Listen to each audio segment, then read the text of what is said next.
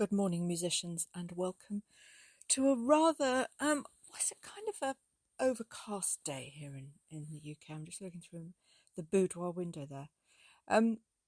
I am having a bit of a scales obsession, and I've been researching. I mean, I never realised, I don't think, how important scales were, and what a shortcut they are to being able to improvise and perform really skillfully. It's a waste of time me learning whole pieces because I'm never going to perform, as a classical musician in public or, record. If I was really good, I probably would do a performance, wouldn't I? I mean, this is the thing, isn't it? If you kind of say, oh no, I'm not going to perform because I'm not good enough. But what if you were really, really good? So anyway, I was looking up viola scales because I notice in the Suzuki method there are very few scales. They sort of work on these pieces with Suzuki, and every now and then, maybe one in a book, you'll get a scale. And I just thought that's a bit weird because when you do ABRSM, you have to go through about, I don't know, about six scales, even in the early grades, So I thought, wow, I wonder what's going on there. So I did some research. Anyway, there's a viola master who I don't know anything about him, and his name was Flesch, which makes me giggle. Flesch,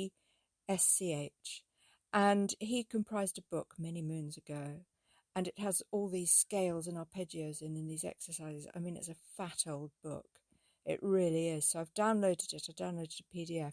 So I will share that PDF with you guys on the Suzuki School website.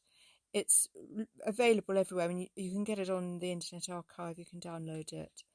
I was looking through this, and I thought last night I was feeling quite. Hello, Romeo. I was feeling quite smug actually, because I can sight read. I mean, look, I can't sight read well. Although there was one that I was sight reading quite well from Book 3, Suzuki, but it's the same music that I do on my cello, so I know the tunes. So it's sort of a bit of a cheat, even though it's hard for me to follow the music. I mean, if I just read the cello music, I'd be fine. I could play it straight off.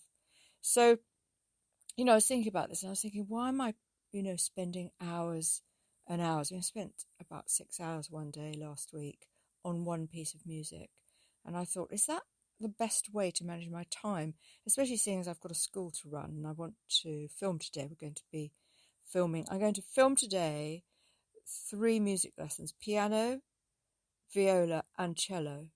So, and they're all going to be on the Suzuki site, so my new lounges site, and suzuki.school. So I'm quite excited. They're only going to be little lessons. We're going to cover Suzuki Book 1. We're going to be looking at, the basics, what the string note names are, and I'll do some backing tracks so you can play along with some backing tracks. Really important. So loads of really good stuff over at the Suzuki School today if you're interested in music. I hope you are interested in music if you're on this podcast. I know I've just changed it all, so I have to sort of find my audience again. If you're not interested, I've got a few other podcasts you may be interested in. But then, we're human beings, we have lots of interests. But yeah, it was funny yesterday. I was very rarely get a phone call, and I was very suspicious when I get phone calls on my mobile. It's a new number. And this man phoned me, and I said, well, why are you ringing? He said he was from Lounges TV, and I said, why are you ringing me? And he said, well, we've just been looking at your platform or whatever, its profile, and we think you'd be interesting to work with, sort of thing. And I thought, oh, he's going to sell me something.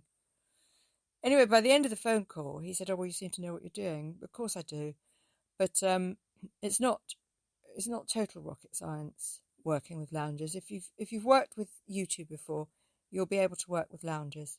And the beauty of it is you can charge per video. So it's a different way of doing things other than a subscription. And I've looked around, and all subscription channels you have to pay for, and it's just not worth it. Getting people to part with hard-earned money if you're keeping your clothes on is nigh on impossible in this day and age. You have to be a very big brand, but I think even, bigger brands are struggling with that. I mean, Netflix, I read that Netflix are introducing a lower price tier and advertising. No, I don't have Netflix. I watch Prime because my mum has a Prime subscription. I think I'm losing my voice, guys. I've been doing an awful lot of talking. Yeah, I think it's going. Gosh, that doesn't bode well, does it? Too many children's stories. So yeah, anyway, back to this guy ringing. But because he ran, I thought I need to start going live. It's all very well sitting on these ideas, but if you're not actually doing them, getting them out there, you're not progressing really. So Rife Vibes, on Saturday morning, I'm doing an art workshop with painting, which I'm quite excited about. So today I'm going to set up some lighting and check that it's all okay where I want the art table to be, because that's quite tricky. And mentioning that it's overcast today, you have terrible lighting, and bad lighting will put somebody off, especially an art broadcast. I mean, what's the point if you can't see the art properly? Do you see what I mean? The other thing I need to do is get some really large paper, and I thought, well, where am I going to get that? I mean, I live in a sort of backwater where there are no shops, and I just suddenly thought I've got 4 rolls of wallpaper driving me insane, and I keep threatening to give it to my daughter and forgetting. And I'm going to use the wallpaper on a roll, so I can just, free myself with this freeing motions, this therapy with the music, using colour and charcoal, pastels, things that are easy to apply, because I don't think you'd be interested, the viewer would be interested in me meticulously working on very small pieces of work. Having said that, I could do a bit of time with my iPad. I mean, that would be quite cool, wouldn't it? What I'll do is I'll see if I can link up the live broadcast with my screen record on my iPad, because that would be quite interesting, wouldn't it? We'll just start with a picture, trace it, colour it, just any old thing. But what's important is the music. That would really work, wouldn't it? That would be quite good. I wonder if it can do that. I'm going to go and message that bloke who phoned me yesterday. Right, so, yes, today, big day ahead. Scales. I'm not going to do the songs in the Suzuki books, personally, for me, on the viola. I will go back to Suzuki 1 and we'll work very, very slowly through the Suzuki book. I don't think it needs to be quick. There's no need with a child. I need to be quick because I'm an adult and I'm running out of time. I'm running out of time to be excellent, and that concerns me. I don't totally believe that, because I do believe very much believe I'm going to live for a very long time. And I think I've got at least 40 years in me, and that's a lifetime, really.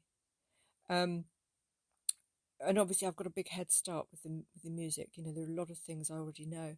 Something I did find out the other day was that the app for tuning is not good enough.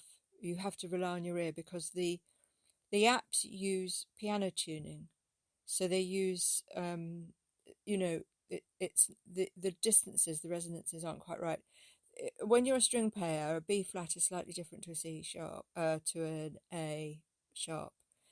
There's a slight difference, and you can't get that on a piano. So the piano's been restricted, if you like. That's why to me it sounds out of tune. And I've been religiously using this app, which I shouldn't use. There's another, Tom Play have a tuner, and I'm going to try that today just to see if that's more. All this time I've thought, why does my D always sound so out of tune? And it's because I've been using the app. So yeah, I'm a bit thrown by this, because I haven't trusted my ears for 6 years or something. And then I read this article, about intonation and how different ears hear different things, and the difference in a string and the piano, which as a pianist, because I trained as a pianist first off, I didn't realise. Isn't that amazing? You learn something every day, and I think picking up a new instrument is you have such a big learning curve to start with. So it's not just about playing that instrument; it's about music theory and things.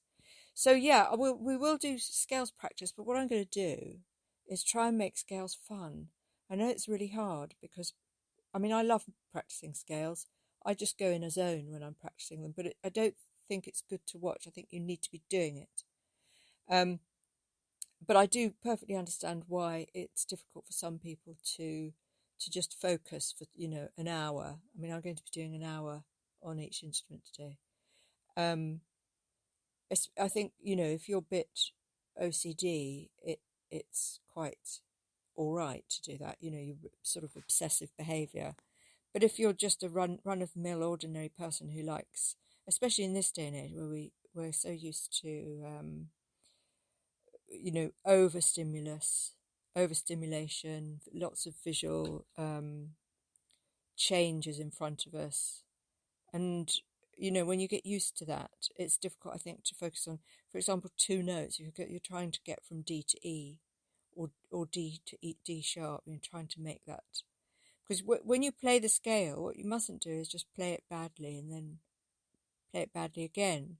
You need to, if you notice by the time you get to sort of your fourth finger, you're going off key, or when you return to an open note, you're out of tune. You need to go back and find out what you did wrong and do it again.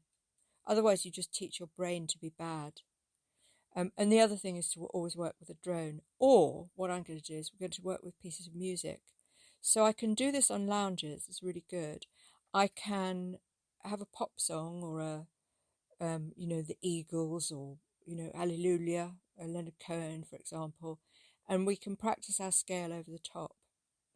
And then the artist, or whoever owns the artist's royalty catalogue, gets 15%, I think it's 15% of the fee. So that's a really good way then of incorporating a really good way of practicing, it's very exciting, guys. Very, very exciting. So that's what I'm doing today. So hopefully everyone should understand quite soon that iServalan is the podcast for the Suzuki School now. And other music as well, all the other music that I do, and iServalan. So the iServalan show is just for music. And it's time for me to get down with the music project and sort it out.